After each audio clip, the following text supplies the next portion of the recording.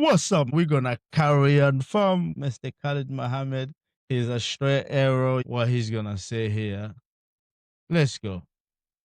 And the so-called Jews, I say so-called, not in mockery, Brother Dominic. I'm not playing to any cameras. They are the so-called Jews because we are the true Jews, the true Hebrews, the true and real Israelites whose birthright has been stolen by them. We are the true ones that fulfill Bible prophecy and scripture. Isn't it a fact that you know by throwing out those terms, you're guaranteed press coverage? I'm not throwing out terms. I'm fighting age-old enemies, and I'm planting seeds in the minds and hearts of the youth and the masses of my people that we will not make the same mistakes again. As they say in the so-called Jewish community, never again, never again.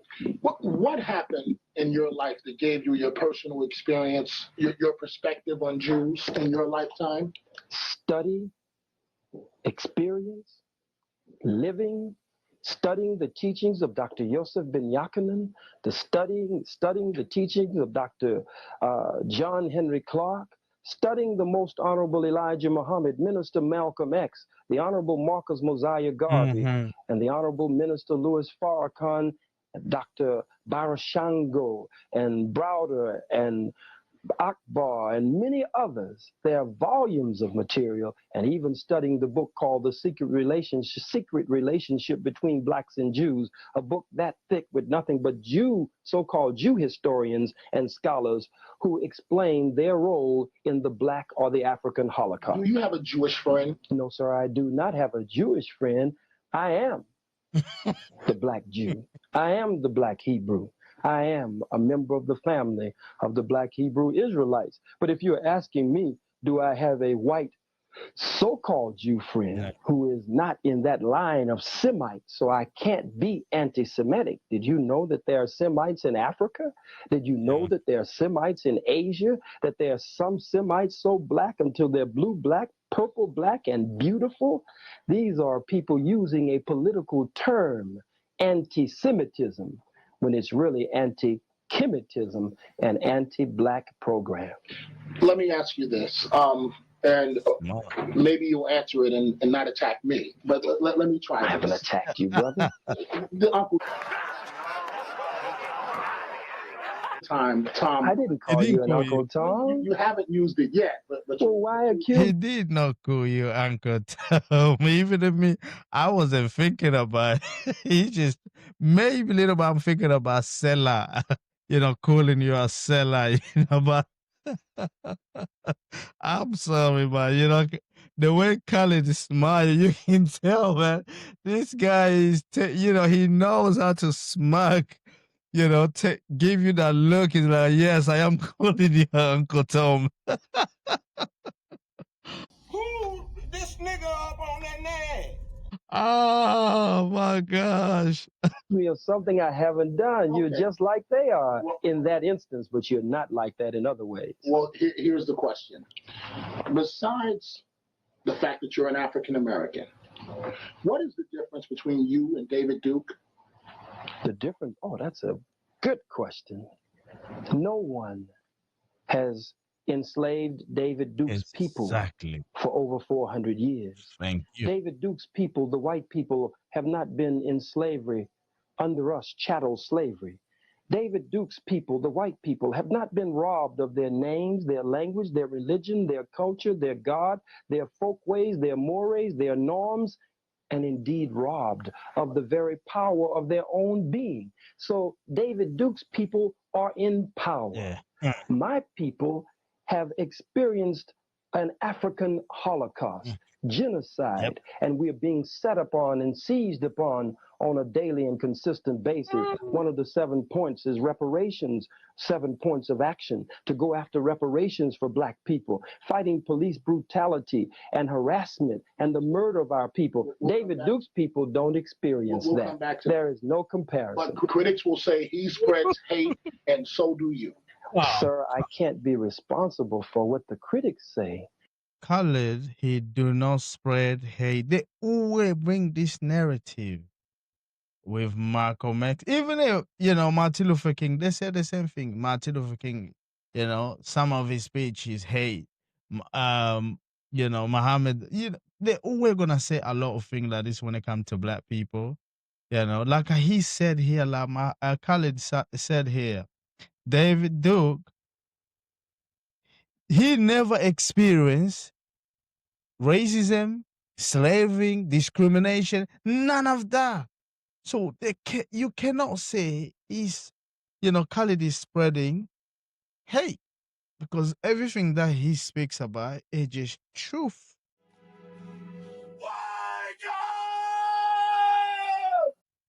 It just hurt white people. They don't like it because it hurts them. They can feel it. They know he's telling the truth. That's why they don't like it. That's it. Nothing more. I can only be responsible for the actual facts. Well, let me talk about Mayor Giuliani for 1 second. You described him as a cracker. You did it last year. You do it this year.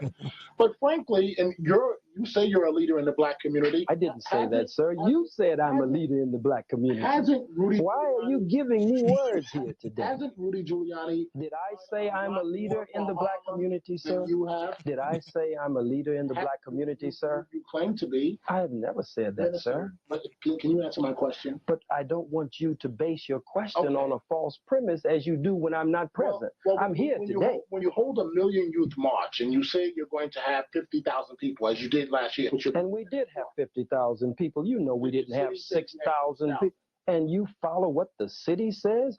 You parrot what Giuliani and Safer say? I don't parrot what anyone says. Well, where did you get the 6,000 figure? I make my own observation. But you just told me the city said it. Now you say you got it from your own observation. Now, which one is actually true, Mr. Dominique Carter? What's actually true is I make my own observations from looking from up and down. And you saw only 6,000 people, sir? I didn't say what I saw. How many did you see, sir? But see, this is very interesting because you. Brother, we love you. Don't do that. Let's hurry and get to your question. My question is, you criticize Mr. Giuliani, but isn't the fact of the matter, Mr. Giuliani has done much more for Harlem than you ever have? I would have to say that that's not only incorrect from my perspective, but there are many, many, many black people. You perhaps from your seat and however big or little your check is may not be able to say it, but there are many black people who would have to disagree with you, sir. Well, from building up 125th Street. He tore down 125th Street. He's brought in white merchants, white commercial interests who are biting up Harlem. Isn't the object, excuse me, sir, to have jobs? But if you are like Giuliani and your political platform is based on from welfare to work, and looks like it's from welfare to farewell to black people, then you would work hard to make sure that black people can set up their own businesses, since you are supposed to be, according to this white politics, the mayor of all of the people. Don't bring in outsiders, as the Negro politicians are saying in Harlem, the outsiders, talking about us. When I live in Harlem, Attorney Wareham lives in Harlem, scores of our organizers live in Harlem. These are outsiders coming in. If Giuliani meant well, he wouldn't have moved the vendors from 125th Street. This was the African marketplace of the world. People from all over Africa and Europe and the Caribbean looked forward in the Caribbean to coming to 125th Street. Make a way, if you're serious, that black people can set up department stores, shoe stores. Black people can set up their own businesses and build up the community where they are. That's the platform we stand on with the Million Youth March program of action, but it is not Mr. Giuliani's platform. My question was, hasn't he done a whole lot more for Harlem than you have?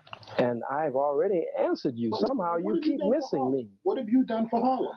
At this very moment that we sit here, I'm bringing black power, black nationalism, Pan-Africanism, black liberation theology, setting the stage and creating the atmosphere for gaining a greater knowledge of ourselves and history and our heritage, so that we, based on the program of Garvey and Elijah and Malcolm and Farrakhan and Carlos Cook and others, that we can begin to do something for ourselves instead of always waiting and depending on a handout from the slave master. So, based on what you just said, if you have only 1,000 people, maybe 2,000. Please wake up.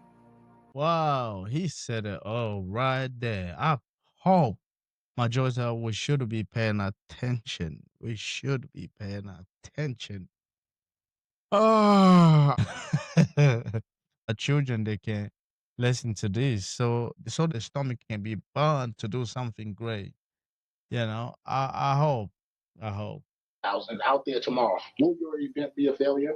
It will not be a failure because millions have heard our message. You've made sure of that, Mr. Carter. What is your opinion of Dr. Martin Luther King? I believe that Dr. Martin Luther King Jr. was a good man. Great. I believe that his heart was good. I believe that he loved our people with all of his being, and he wanted to see us breathe free. I believe that he tactically made one mistake, and that was that he attempted to judge the white man by his own good heart. And what does that say about Dr. King? That says that Dr. King was one of the greatest that ever came among us. True. But like all of us, he was not perfect. What would Dr. King think of what you're doing? What would, if he were alive today, what the hateful words that you have used to describe people, what would he think? As we say in the black community, you're too much. I mean, they've given you a list of questions. You're just making sure you go through every one of them. I hope they will give you a bonus, Mr. Carter. What would Dr. King think? You sit here and ask me what Dr. King would think. How could I possibly know what Dr. King would think? I think, though, that maybe Dr. King would understand that when you have a strong, militant, revolutionary, uncompromising voice out there, that it forces the enemy in a position to say, I'd better deal with Martin Luther King Jr. I certainly don't want to deal with the Black Power crew that's out there.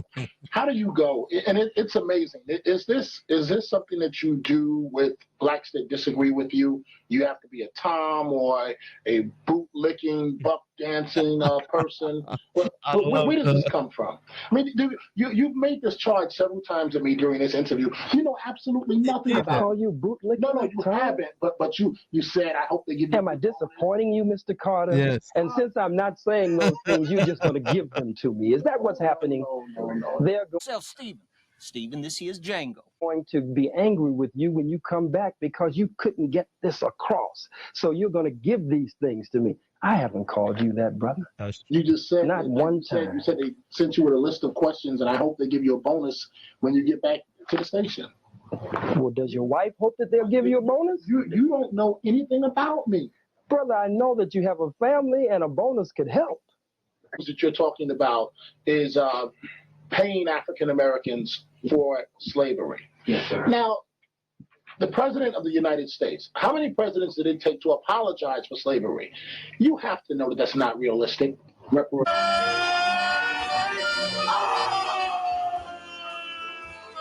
won't happen. Well, sir, the Japanese were paid reparations. Mm-hmm. The people who are called Jews were paid reparations. Mm-hmm. Some of our brothers and sisters of the indigenous people who are called by the white man Indians, some of our brothers and sisters were paid reparations. And we can never say that it is unrealistic. It is a goal. It is a platform. It is a just demand against our oppressors and those who indeed owe us to repair the damage. So because you feel that it is unrealistic is not reason enough that the youth would take it from the 7-point program of action. Can you go through the 7 points quickly? Please allow me to do that. I thank you. Number one, the program of action for the Million Youth March 1999 is to end police murder and brutality and the harassment of our people. Point number two, self-defense of the black community, to build the people's militia as a self-defense unit as the Constitution of white America allows for. Number three, control of the politics and economics in our communities, build independent political, social, and financial institutions in our community. All realistic goals.